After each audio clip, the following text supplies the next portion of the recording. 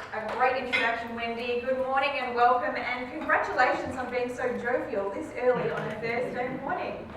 Love that you're already warmed up, and loved how many people said that they love public speaking. Fantastic. I want you to cast your minds back to when you may have been learning how to drive a car. Can you think that far back? So before you learn how to drive a car, or before you're even old enough to get to learn how to drive a car, you probably don't even think about it. So you're consciously incompetent. You don't know what you don't know, and you actually probably don't care. And then you get closer to the age where you get to learn. And then you start being consciously incompetent. So you can see what you want to learn, you know what you don't know, but you just don't know it. Yes? You're remembering? And then you start learning. So someone teaches you how to drive, you start thinking about how to drive, you start practicing. And after a period of time, you become consciously competent. And that's what this means. So we're picturing ourselves, we're in a car. You've got both hands on the steering wheel. You look in the rear vision mirror, you look forward, you look back, you look forward, you look back, you look in the side mirror. Indicate. Foot on the accelerator, foot on the brake. Some of you might have even learned how to drive a manual and you had to also use a clutch. And everything that you did, you had to think about. Do you remember that time when you were driving and you're like, oh my goodness, I've got to brake, I've got to accelerate, I've got to indicate, I've got to remember to look before I move lanes. And then, I wonder if this ever happens to you. Do you ever drive from one place to another, and when you get to the destination, you think, I don't really remember how I got here. Does that ever happen to you?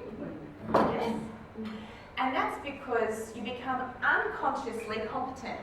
So you're so good at driving that you don't need to think about driving anymore. You can just go on automatic pilot and get there. Don't know if the police agree with this, but let's go with that. So you go on automatic pilot and you get there. It's like sports people, so they train hard every week so that on game day, they can just get out there and do it and not think about what they're doing during the game. It probably wouldn't surprise you to know that 79% of people in a study done in the US said that they either agree or strongly agree that most presentations are boring. Can you relate to that? How many people can relate to that by show of hands? And we also know that unfortunately the statistics tell us that 73% of men and 75% of women have a fear of public speaking. Obviously not many people in this room do. The good news is though that public speaking is a skill. It's not something you're born with, it's something that you can learn and develop. And I know that there are many great leaders, entrepreneurs, business people in this room, and you would know that as you climb the ladder and as your business becomes more successful, you're expected to be comfortable speaking in groups of people. Yes? Okay. So, let's imagine for a second, oops, sorry, that was not supposed to happen. Let's plug that back in again for you. So okay, this does not want to work today. I won't use the clicker. The clicker is not working with this setup. Sorry everybody. We might go with no slides. No, good idea. Okay. Let's just move through the slides like this.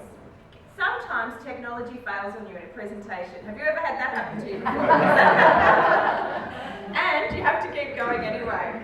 So we've said that 79% of people said that most presentations are boring. Let's have a look at the flip side. Let's have a look at how impactful you could be when you do deliver a great presentation. If I said to you, I had a dream, what comes to mind? Martin Luther King. Martin Luther King influenced a nation with a speech. Oprah, when she had won an award at a Golden Globes presentation, she took the opportunity to call out the men at the centre of the Me Too movement to billions of people on global television. Sheryl Sandberg became a sensation when she did a YouTube presentation and then asked women to lean in.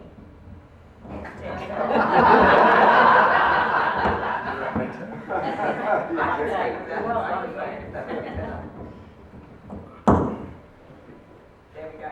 We could do what not to do in a presentation. We're amongst friends. And Steve Jobs. So whether you're an Apple fan or you're not an Apple fan, whether you think he's a good person or not a good person, you can't deny that he was the king of keynotes. Yes? And I don't know whether any of you have had to launch products before or been in marketing and sales, but what a return on investment to have the world's media fly in and listen to you launch a product. And then tweet and repeat out your sales headlines to the world post that presentation. Pretty phenomenal. Now, if you are one of those people who does have a fear of public speaking and doesn't enjoy it, then you're not alone. Some of the world's greatest business people, such as Warren Buffett, also had a fear of public speaking. And some of you may have seen some YouTube clips or read some books where you can see him being asked constantly, what's the secret formula? What do I need to do in business to be brilliant at business? And he always says, invest in the skill of communication and public speaking. In fact, as the story goes, he addressed a group of business graduates from California and he said to them, I will invest $100,000 in any one of you who is good at business in this room for 10% of your future earnings. And I will invest $150,000 in any one of you who is a great public speaker. And that is because he believes that you can increase your value over time by 50% by becoming a great public speaker. Now, some of you may be wondering what my background is. I'm a trained actor. I studied at Monash University and did a Bachelor of Performing Arts. And I spent 18 years in business post that when I realised I couldn't make any money as an actor. And in the business world, I worked for a large organisation in sales, marketing, operations and training. And I had the pleasure of coaching many people in the skill of public speaking. And what I found was that people that started on the shop floor in a role ended up in senior management positions because of their effectiveness in being able to persuade, in being able to influence others, which was pretty amazing. I then decided to leave and start my own business, which is Illuminated Story. And I was very lucky in the time that I was in business to have many mentors, some of them from the UK and most recently some from the US. And I've been able to blend the learnings I've had from frameworks that they taught, as well as what I learned as an actor, and of course experience from being in business, to create an illuminated story framework. So we've got what we call the SFX framework, or STAR framework effect. And there's 5 key steps to developing a great presentation. Very quickly, as a high-level overview, it's simple. We need to script it, stage it, rehearse it, perform it, and review it. A lot of the time, we don't do the reviewing part. I'm going to watch back the video, I'm going to think, why did my laptop not work? Why was the microphone not right? Yes? Okay, now, there are millions of presentations that are delivered every day, and the statistics tell us that only a small percentage are delivered well. And that can either be through lack of preparation, lack of confidence, or so much confidence that you don't think you need to improve. There are 7 common mistakes that even the best speakers make that can erode your ability to engage with your audience. And they're actually simple to overcome. Many of you would have heard the statistic before, would have heard the fact that we communicate in 3 key ways: verbally, visually, and vocally. And 55% of the way we receive communication is visually, so through our physiology, our body language, eye contact. 38% of the way that we communicate or receive communication is through our vocal tone. And only 7% of the way that we communicate or receive communication is through verbal, so that's what we say. Has anyone heard of that before? Yes. Now this statistic is often misunderstood to mean that what you say is not important. And it doesn't mean that at all. What it means is that if you're not congruent, so if your body language and your vocal tone is not congruent with your message, then people are going to be looking at what you're doing, not listening to what you're saying. Does that make sense? Yes. And in terms of verbal, what also is not very well known is, and most impactful, is it's the order or syntax in which you say something that can give you the biggest impact and biggest engagement with your audience. And if the PowerPoint lets me, I will show you some of those frameworks. Okay. That's okay. No, it's not the power. I'm not actually sure. We'll have to discover what this one is. Now, I was hoping to play a video for you. Let's see what happens if I attempt to do that.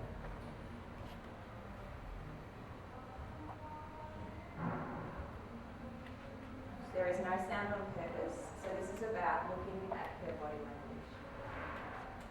This is Meryl Streep playing 3 different characters that I've cut together.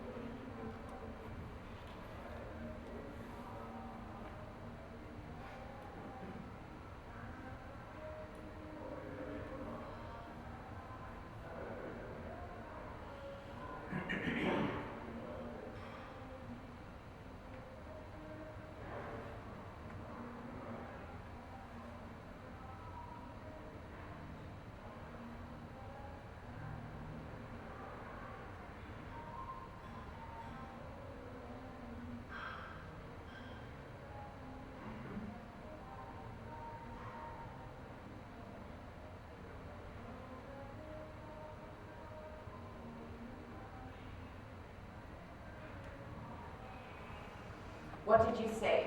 What was the difference between the 3 different characters that she played? Facial expression. Yes? Gestures. Gestures? Stillness, when she was playing making character, she was quite still.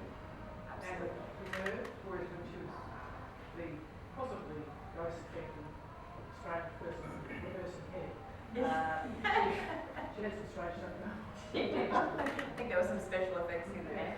So in the first special ghost effect one, before I think she dies in that show and then comes back to life or something, she was playing an actress. So in the beginning scenes you could see she was floaty and flowy and big with her movements.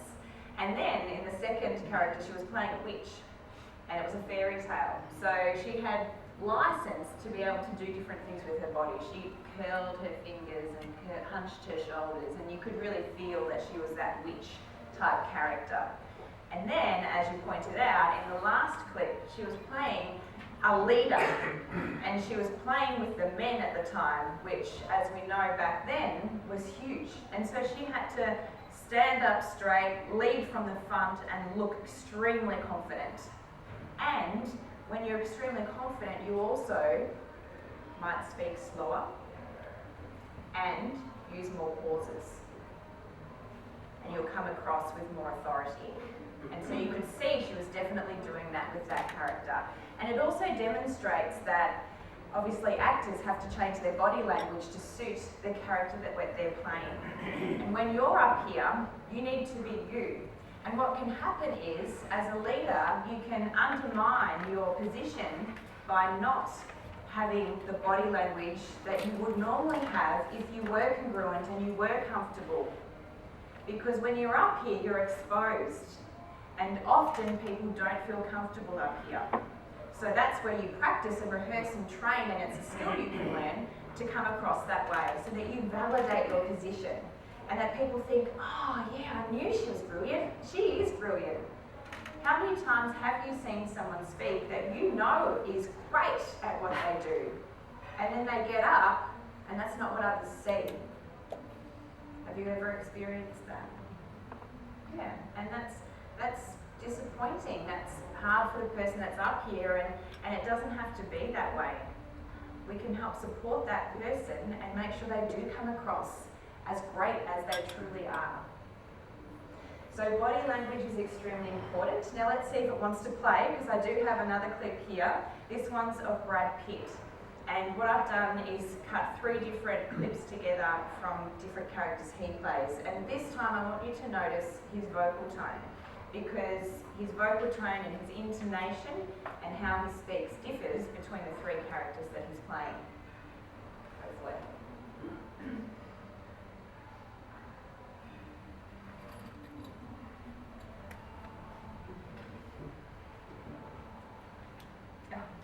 There's no start. I'm gonna be doing one thing only. Killing naturals. Sound good? Yes, sir!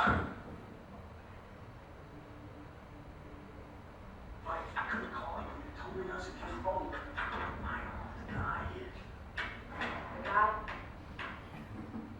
Guy, the secret guy. So is he high up?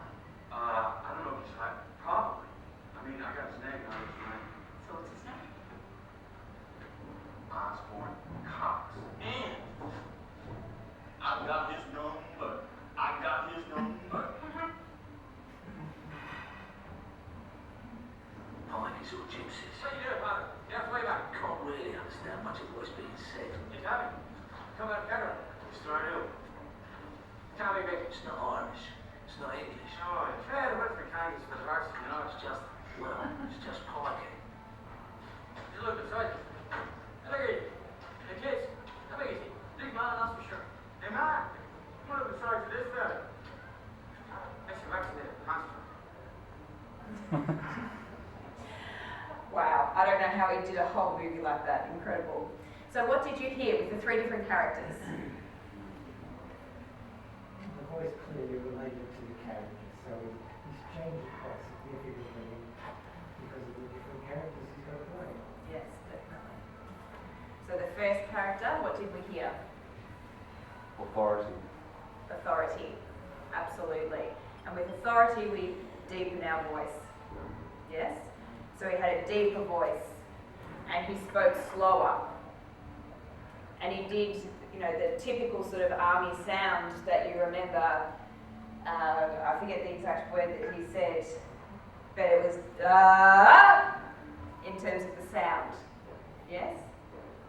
Sound good? That's what he said. And then the second character, what did we say with the second character? Expressive. Absolutely, extremely expressive, and you got the feeling, potentially you got the feeling, that he thinks so fast that he can't get the words out of his mouth as quick as his thoughts. Did any of you feel that? Yes? And so he talked like this, and then he'd pause in weird spots. Yes? And then the third one, wow, I mean, some sentences you can kind of understand, other sentences you can't understand at all. And have you ever heard someone speak that's difficult to understand? Oh, yeah. Yeah, absolutely. So it's extremely important when you are speaking to groups of people, and when I say groups of people, that might be 2 people in a small meeting room, or that might be thousands of people on a conference stage, but all of them are opportunities. You might have to pitch to clients, you might need to negotiate with suppliers, you might need to speak to your people to empower them to come along and follow you in your message. So we're going to do you give me some permission to play with you today?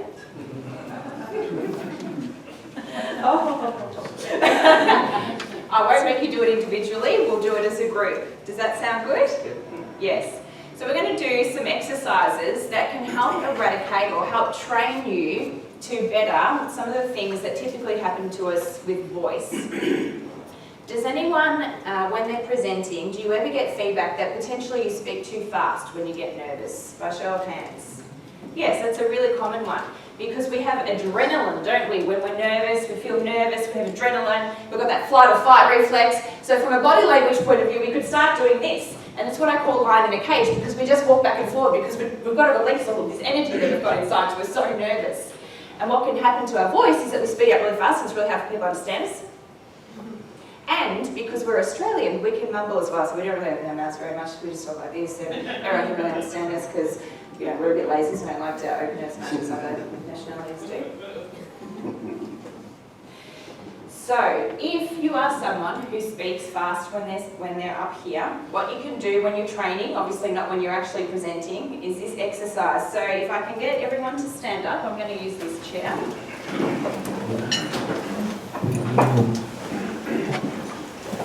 So, we're going back to Shakespearean times, and we're going to use a line from Romeo and Juliet, and we're going to say, Romeo, Romeo, wherefore art thou, Romeo?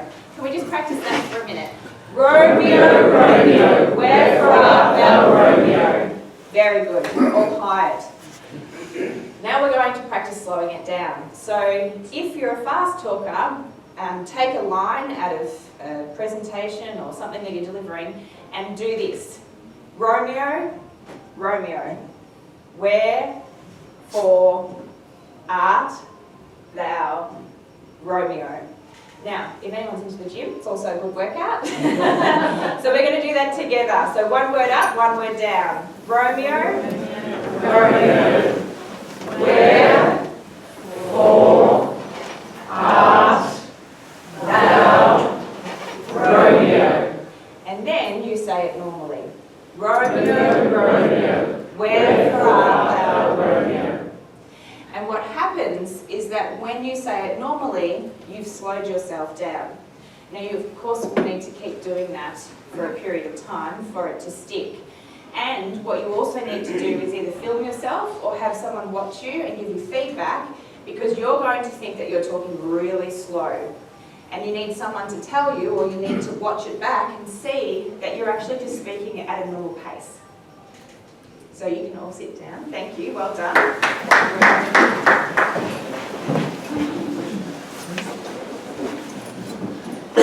Now, believe it or not, some people do have the opposite problem. Have you ever seen someone or heard someone and you think, goodness, could they just speed up? Yes? Sometimes I have staff members that just need to speed up. And what they need to do is the opposite. So you need to get them moving. So get them to walk really fast and practice their lines as they're talking and walking. And what will happen is they'll naturally speed up, because of the energy that's pumping through their body. It will make, if they're walking faster, make their voice come out faster as well. And then the same thing, you get them to stop, and then they say it normally, and they'll be that bit faster than before. So all of these exercises, like if you've had a personal trainer before, or if you've been in sport before and you've trained and you stretch yourself. You stretch yourself in training, don't you? So you might break down exercises. You know, if it's football, you learn how to kick the ball, you learn how to handball, and then on game day you just do it. You don't think about it. It's the same when you're practicing public speaking and speaking to groups of people. So these are exercises that you do in practice and training, and so that when you're out here, it just happens. And obviously you need to constantly review. One of the things that can happen as well is people can be quite monotone when they speak. And you may be thinking now about someone you know or an experience you've had where there has been quite a monotone speaker. And you know, that's quite hard to listen to for a long period of time. I had a client recently who has probably the most monotone voice that I've ever experienced, and I thought, oh goodness, I don't know if my exercises are going to work with this person. And he was pleasantly surprised, and I was pleasantly surprised to see that they did. And it's very simple. So all you need to do, if you know someone or have someone in your teams potentially that have a monotone voice, is get them to stretch their vocal cords. So if we go back to the line we had before, it would be going low and then high. So it's Romeo, Romeo, wherefore art thou, Romeo? And then saying it normally again. And you don't have to use Shakespeare. So I think I got him to do some Steve Irwin and some different things to mix it all up. And doing that, and I said to him, you know, if you're in the car, if you're anywhere that someone's not going to think you're crazy by doing it, then practice it in the shower, keep doing it, keep stretching, and naturally your voice will stretch. Yes? If you don't have that problem, all you need to do is make sure that you mix up your presentation, because all of this is not about you. It's about your audience. And people in your audience like to hear things in a different way. So we've got visual, we've got auditory, and we've got kinesthetic learners in our audience. So we need to mix up talking faster, talking slower, talking lower, and talking higher, and pausing. Yes? Good. Okay, so there's some tips on voice with body language. One of the key things that a lot of people do is podiums. So often when you come to speak, and I was interested to see if there's going to be one here today, there's often a podium, and we love podiums, don't we? Because you get to hide behind them and hold on to them, and you get your notes in front of you, and you've also got a wall that's blocking you and your audience in terms of being able to engage with them. So I will challenge you that next time that you speak and there's a podium, that you ask for a lapel mic and step out from the podium. Now sometimes the event organisers say, you must absolutely speak from the podium, then speak from the podium. You're going to have to work harder though to build rapport with the audience because you've got something blocking you. If not, step out, talk to your audience, have a conversation. Because a presentation, what is a presentation? Information sharing. Information sharing, and it's a conversation. So even though your audience won't necessarily always talk back to you, they are in different ways. People are nodding or smiling or laughing or looking like they're listening. It's a transfer of information and it's two ways. It's not just presenting out. And that's the key difference between presenting and persuading. And so I'd like to show you one more framework that's absolute gold. So this is a framework that I learned from a mentor in the US called Scott Mullen. And he's absolutely fabulous. And this framework is fantastic because it teaches you to do something that most speakers don't. And that's first to build trust with your audience. How do most presentations start? Good morning, my name is Carmen Cedorino. I'm from Eliminated Story and I've been in business for over 2 years now and spent 18 years in blah, blah, blah, blah, blah, blah, blah. Yes? That's how most presentations start. I did, we do, I sell. And you can sound like a salesperson. If you start with your products, if you start with your service, you sound like a salesperson. So build trust first. And when I say build trust, it's through creating rapport with your audience. You need to connect. Tell a story, like the car story, something relevant obviously to you. Use a big headline. 79% of respondents said that presentations are boring. That's terrible. Yeah? So that's how you build trust, and you actually need to spend a bit of time there. And you can teach people to respond to you in that time. So you can ask a couple of questions, get people to put hands up, get your audience involved. Then you can talk about yourself a little bit. So that's the logic part. That's building your credibility, what you've done, how you've done it potentially. If there's a specific product that you've created, you might introduce it there, but it's all at a high level still. It's just like selling. People don't care about all the features, they care about how it benefits them. Yes? Okay. And then the problem. So what we often do is we go straight into solution mode because we're so excited about our message or our products or our service or whatever it is that we're trying to tell our audience that we want to go straight into it. And your audience is not always aware, consciously aware, of the problems you're solving. So you need to put the problems in there first. So tell them. Tell them what the pain is, what the emotion or the cost of not changing is. And then you can paint the light. Then you can solve the problem. So if you think about it, we're in a room that's lit up. If it's already light, if I put one more light on, we're not really going to notice that light, are we? But if we were in a dark room and I put one light on, it'd be quite noticeable. It's the same thing. If you don't paint the dark before the light, then the light is not going to be that noticeable. And then you get to your call to action.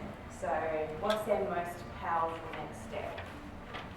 What can they do from here? You just can't see what's the solution. There's a little bit where we can't see.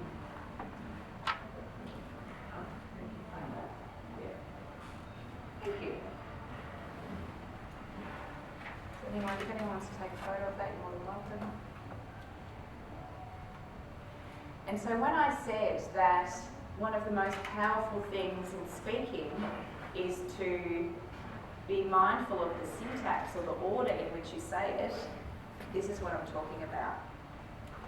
And if you have a look at some TED Talks or some of the really great speakers, this is exactly what they do. I went to Brene Brown earlier this year and she spent a huge amount of time talking about AFL football. And all she was doing was building relatability and trust with the Australian audience to say, hey, I took the time out to go and have a look at your national sport and I love sport. And then she tied it into, back home and came back around to her topic.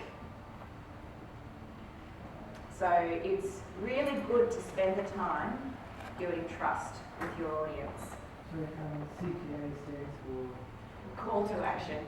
Yeah, sorry, good question. Everyone got that one? So imagine if next time you had to speak, you were ready. Imagine what impact you could have if you were 100% congruent every time that you had to speak to a group of people. What could that mean? And whether you train with me or someone else, it doesn't matter, just train with somebody. Because as an entrepreneur, as a business leader, as a speaker, the opportunities are endless. To grow your business, to climb up the ladder, to have your people follow you and be motivated to do so. Dale Carnegie is the school that Warren Buffett went to when he learned how to be a great public speaker. And he says, great speakers are not born, they're trained. Thank you.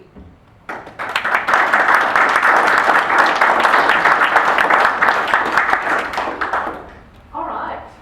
So, who's got some questions? What are some challenges? Please.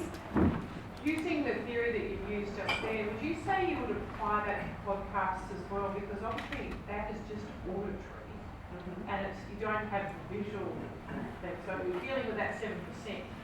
So how do you balance that? Do you think when time's about to start? How do you balance that? So this framework. Yeah. I would definitely use the problem before the solution part. So if you're being interviewed and you have a say in what type of questions are being asked, obviously scripted questions around the type of answers that you want to give. And if you know what type of audience the podcast generally goes out to, then maybe some of the pre-warm-up banter can be around topics that you know your audience would be interested in and make it relatable to that audience. So that would be the trust building part.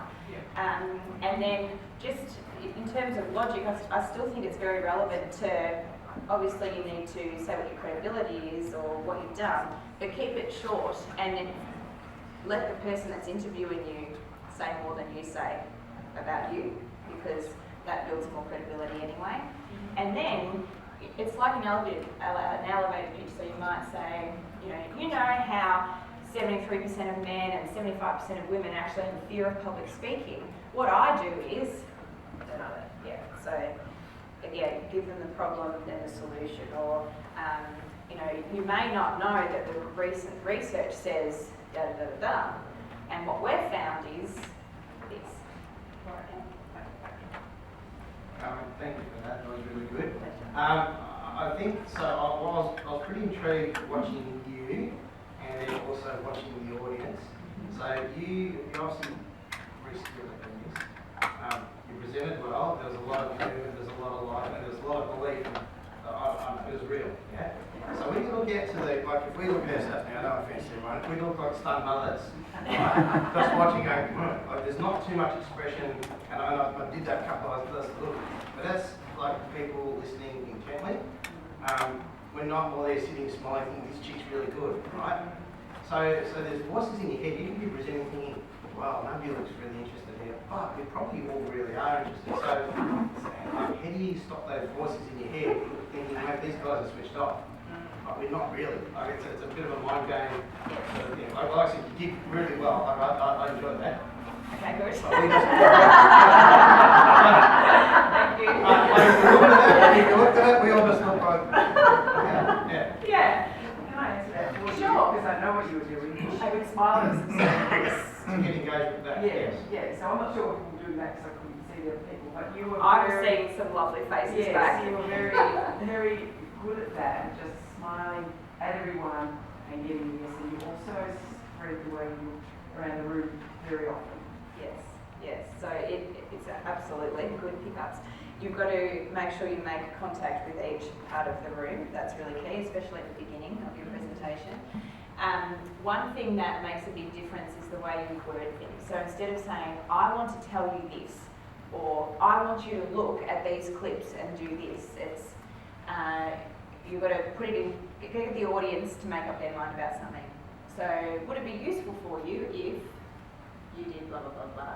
What would happen if you decided to, and then you will get more engagement and buy-in, and you won't get as many of those faces. In saying that, I remember very vividly delivering a training session years ago, and there was a man right here, he looked like this.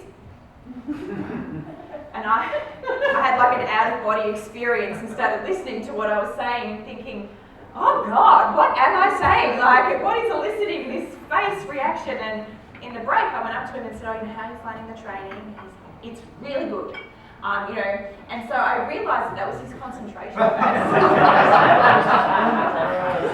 And so, you know, there is a bit of mind game stuff where you do have to tell yourself that it's not about you, it is about the audience, and not everyone reacts to things the same way that you do.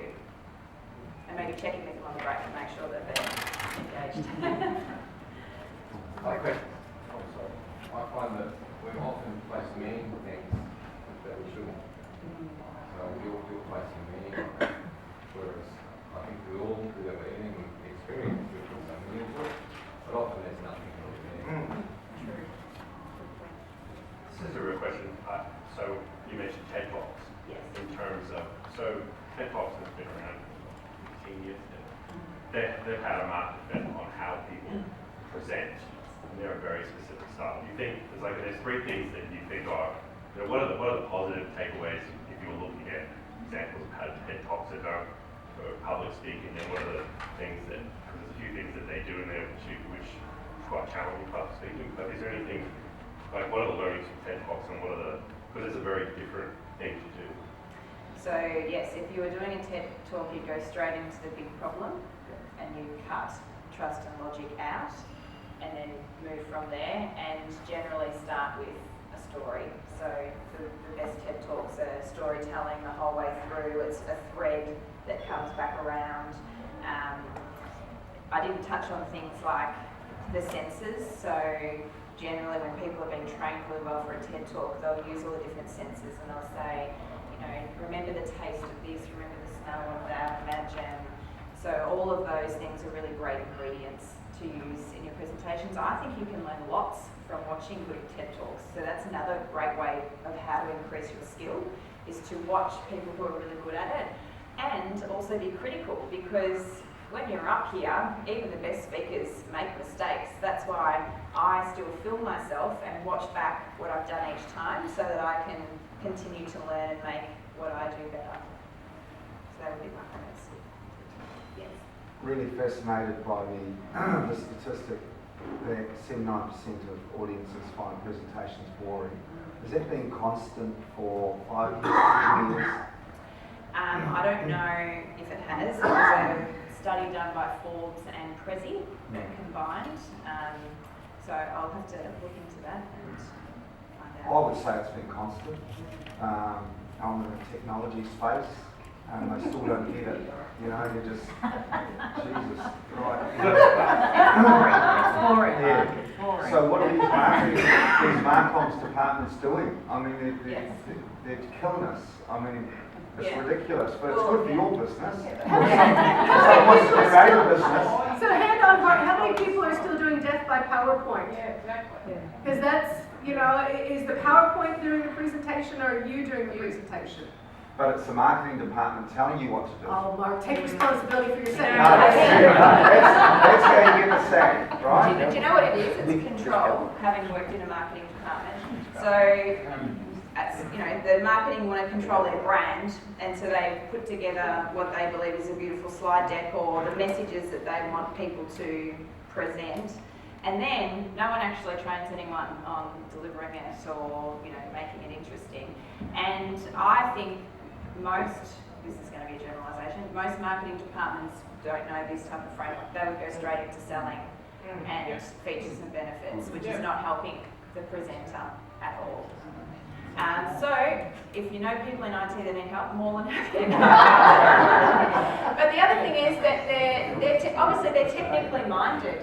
So what they know and feel comfortable talking about is the detail, isn't it? And we've got to help them tell people what the result of using the product is, or what the outcome of whatever it is they've created does for people. It all comes down to people. Carmen, just on that point, so with presentations, is there, say, 2 or 3 points that you would suggest around good presentations to go along with your talk? Yes, so I'm really glad that you brought that up, Wendy. The presentation should just enhance your talk. So you're the lead actor in your presentation. Anything else is assisting you, okay? So the slide shouldn't be used as a prompter or as a script. So last time I presented for Wendy at an event, I started off by delivering what I called the standard presentation. I had a white slide with black writing, dot point, dot point, dot point, dot point, and I actually said at the start, I'm blah, blah, blah. And I said, Wendy's told me that we're running a bit short of time, so I'm going to have to cut this down, so I'm just going to skip through this. Because have you seen people do that? I'm just going to skip through these points because I've been cut down. And that doesn't build any credibility with your audience. It doesn't create trust. And they're either thinking, oh, was that important? What am I missing out on? Or they think, well, if that wasn't that important, then is it important to listen to anything else that you've got to say? So big pictures or images that help people. So, we've got the left and the right brain. What you're saying, the words, left brain, and the right brain is the image. So if you can capture both, then great, if it enhances what you're saying. You can do that with your words, though, through storytelling and through using the senses that I was just talking about before. So you don't need PowerPoint at all. And I like to use it normally to enhance or to create some key points. And what I would also say is blank out your slides, which is potentially what this system didn't like, because you blank out your slides in between using them. So don't just leave it up there if you're not, let's see if it works. So normally clickers will just let you blank it out, and then you do the rest of the talk, and then when you've got something that the slide's enhancing, you bring up the image again. And it makes such a huge difference. Huge. I learned that about 15 years ago from the UK mentor that I had, and I couldn't believe the impact when we turned the slides off.